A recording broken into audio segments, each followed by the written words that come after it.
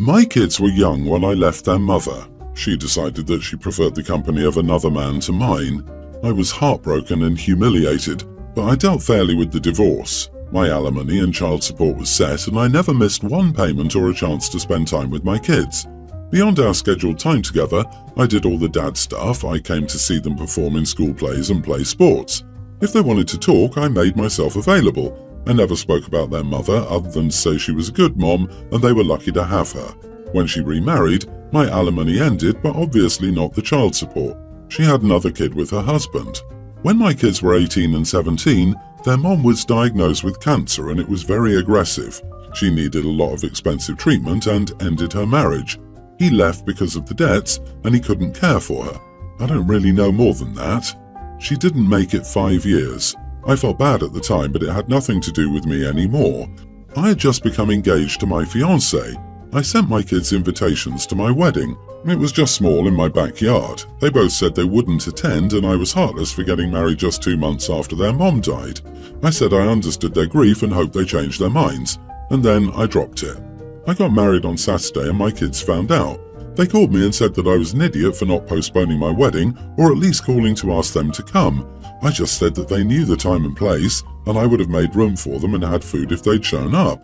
They're both angry at me, and I don't think I'm wrong for not changing my plans over the death of a woman I divorced over a decade ago.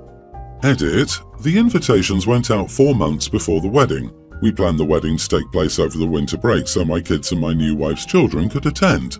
So we saw the kids at Thanksgiving and we cried together over their mother. They sent their RSVP just a few days after their mom passed away. Not the idiot, the wedding was planned and invites were sent out before she died. You'd been divorced for more than a decade. You invited them formally, they declined.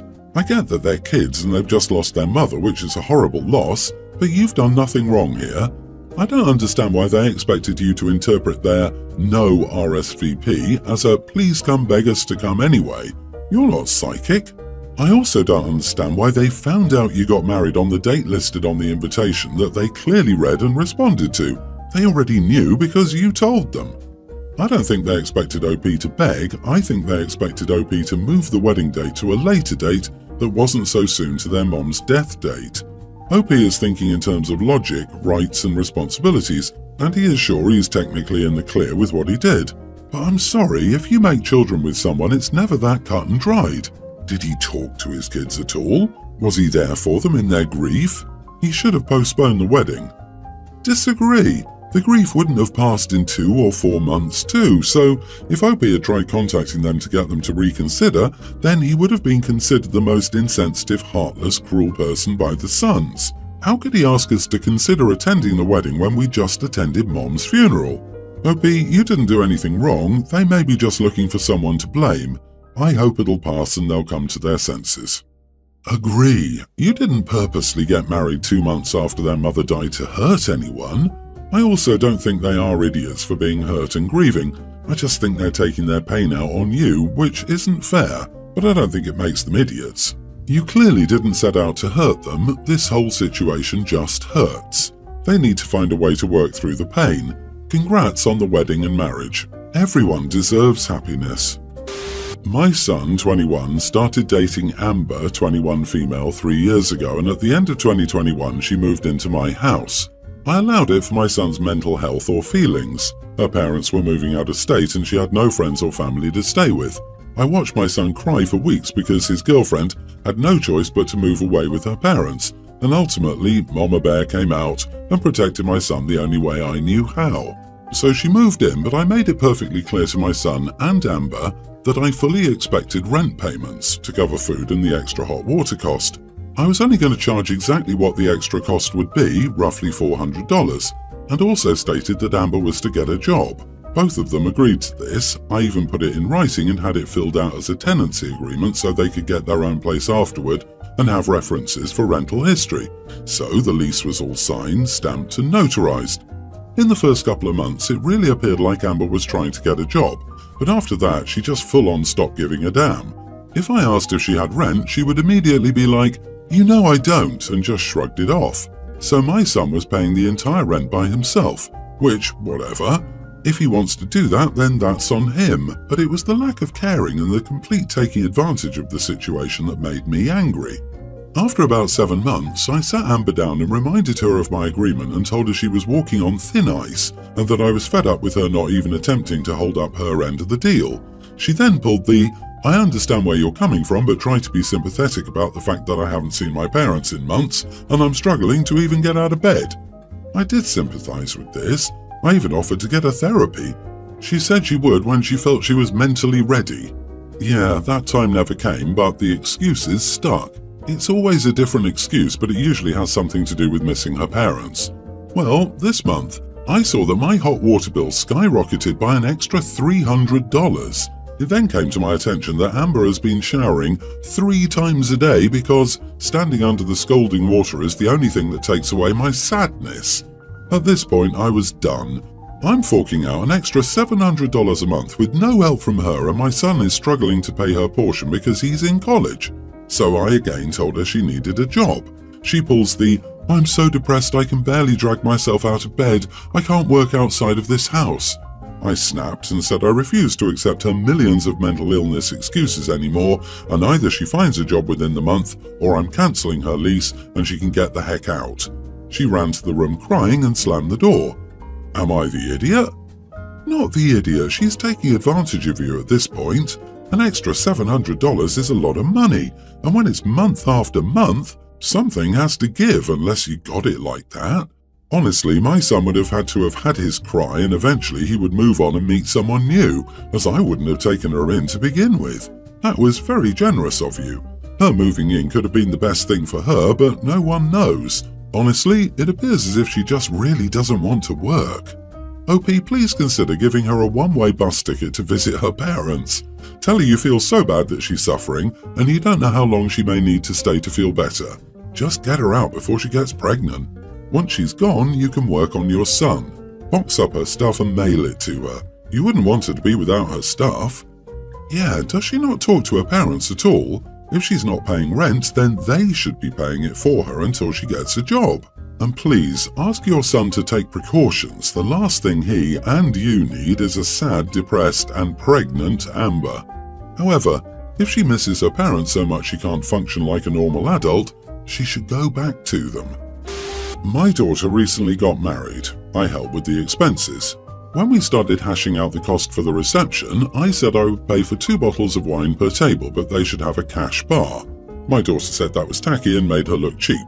So I asked her what she wanted instead. She said open bar. So I did the math at 200 guests and I figured 12 drinks each. I gave her enough extra money to purchase that much and told her I didn't want to rent the hall. I would write her a check for the costs, but I didn't want my name on any contracts. My wife said I was being an idiot, but ultimately agreed with me just giving them money and not getting involved. The reception went about like I expected. The insurance didn't cover intentional damage, and there was one DUI that thankfully was stopped before one friend got to public roads, but not before he damaged multiple cars in the parking lot. That also caused several altercations that involved the police. All in all, your average intoxicated stupidity. The damages to the hall and other stuff were actually several times more than my cost for the open bar. My daughter and son-in-law had to use a good chunk of their wedding gift money to pay. I feel like an idiot for not insisting that they limit drinking, and they're calling me an idiot for making them use the money they'd planned on their honeymoon and setting up their new home. Not the idiot. Seriously. So instead of going after their friend who caused the damage, they believe you should pay for it? The entitlement is strong in those two. An open bar doesn't automatically lead to issues. I had one at my wedding, and it was just fine. It's not your fault that apparently her adult friends can't drink responsibly. Huh. Your daughter thought 2 bottles of wine per table was tacky. Sounds like their frat-style party was super classy though. Also interesting how they're married and probably thinking they're real grown-ups now, but they believe mom and dad should pay for the damages that are a direct result of the free-flowing booze they provided. This is just mind-blowing. This doesn't sound like people who are ready for adulthood. However, all the guests that caused the damage should have to pay for the damages they caused. Another thing, the venue needs to get in trouble because it's their responsibility to ensure guests aren't overserved. Clearly, the bartenders didn't care and just kept serving people who had already had too much. I've been a bartender for almost 10 years, and I've done hundreds of weddings. I get that it's a wedding and there's an open bar, but when it's time to cut someone off, you cut them off. If other people are getting them drinks after you cut them off, it's your job as a bartender to make management and security aware of what's going on so that they can act accordingly. No way should your daughter have to pay for all those damages alone. She should countersue the venue for over-serving guests, if possible, and make the guests who caused the damage to pay up. My daughter, Di, 18, is naturally very smart but also very lazy. We live in New Zealand where you do 3 years worth of exams. In the first 2 years she excelled excellently and was in the top 5% of her year group. This year, however, I just got an email that she didn't pass the year, let alone get university entrance, 2 different sets of requirements. This means that entry into her course and halls of residence has been revoked. I'm obviously furious and disappointed in her. She would now be considered in the bottom 5% of her school. We were at our family friends a couple of days ago, where all of the teens who had just finished high school were discussing their future plans. Di mentioned how she was going to take a couple of years off from school, where she wanted to continue working to become more independent, and then be a camp counselor, Camp America, for the summer, where she went on about confidence and all that BS. This was when I piped in. I said that Di was only taking 2 years off as she didn't actually pass high school and therefore couldn't go to university. I then stated how the mentioning of 2 years was manipulatively stated, as a 2-year wait would allow her to go to university through adult entry, despite failing high school, and was therefore not a choice she made. I then looked at the younger kids in the room and made a mention how this would be them if they didn't get their act together and continued on Di's path of being a pathetic, disorganized, and ungrateful teenager. Di started crying, which she never does, so I felt a little bad, but then realized she brought this on herself. As a final statement on the topic, I said that she can't just lie to everyone about her future plans because she's embarrassed by the consequences of her own actions. If she didn't want to be embarrassed, she shouldn't have ended up in this situation. I got a message from one of the parents last night asking if Di wanted to go away for a week with their family. She said that Di seemed like she needed a break, and she especially noticed it after the exam results. Di hasn't spoken to me since she got her results, and I can barely look at her without feeling so angry. So, of course, I agreed. When she came to pick her up, however, she dared to say I needed to let it go and think about if it was the right decision to share her personal information with the others. She said she was ashamed on my behalf before abruptly leaving. I don't believe I said anything wrong, as it was wrong of Di to lie about the reasons behind her future plans, when she needs to own up to it. However, the comment from the other parent took me by surprise. I do think about her well-being. My husband passed away 5 years ago, so if he had passed away during this year, I would have understood, but he didn't. It's laziness that got her here, no other external factors. So, am I the idiot? You are the idiot. A sudden decline in her performance like that is a signal that something is wrong. A high-performing teenager does not suddenly become lazy, and failing exams as a previously high-performing student must feel horrible. There are so many signs here that your daughter needs support and understanding, and you've reacted with anger, humiliated her, and called her pathetic. Plus, her decision to work for the next 2 years to build up her independence and confidence is a totally valid, smart choice. This is her life, not yours, and you need to act like you're on her side or you will lose her. I'm glad her friend's parents are acting like rational adults. Your daughter failed high school? Where were you? Aren't you the parent? Weren't you contacted? What actions did you take to correct this path? This is your failure too. Your child is just that, a child. Maybe one that's almost grown, but you're still responsible for them. Embarrassing them in front of peers like that did nothing to help your child rebound from this, and they're going to need to because what's done is done, and they're trying to find a path forward, and you just crushed them doing what you did.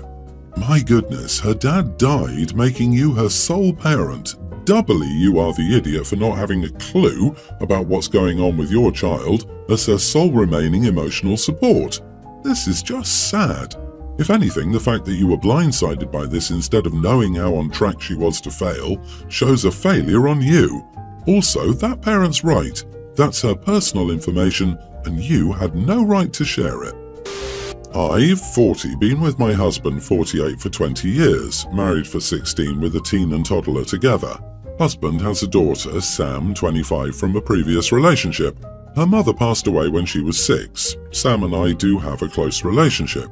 Context: my wedding ring was meant to be given to Sam's mother. She didn't want to get married but wore it anyway for about a year.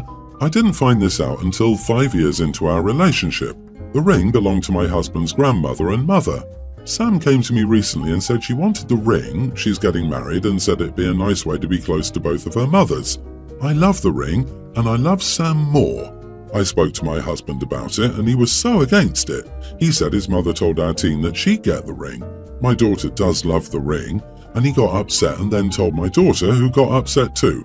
I told him that it meant a lot to Sam. He seemed to back off and finally agreed, but said, "It was my mother's, she wants it to go to our teen." His argument is that both have an equal right to the ring. He said it's my choice, but he knows he and his mother will be upset if I give it to Sam. Mother-in-law likes Sam, but she does prefer my middle child as she's her first official grandchild, aka born when my husband and I were married. I might get another ring. My husband and I are renewing next year, so I'll probably get another ring then. So, am I the idiot for giving Sam my wedding ring against my husband's wishes? Not the idiot, OP. The ring should go to Sam. It's a very sweet gesture that you consider her as the first daughter of your husband. It's fair and she'll be grateful to you forever. Your mother-in-law shouldn't have spoken out of place, promising the ring to your teen daughter. It was not cool. What you can do is have a piece of jewelry that you can get and promise to your teen. Something special that will be only hers. But I applaud you for putting your stepdaughter first and not separating her from your family. Talk to your husband about it. He needs a lesson in compassion. The very fact that you typed this "I love the ring, I love Sam more" entitles you to a lifetime get out of idiot jail card. LOL. Give Sam the ring. It's a connection to both of her moms. You can give your other daughter your vow renewal ring someday. Not the idiot, and also an amazing mom and stepmom.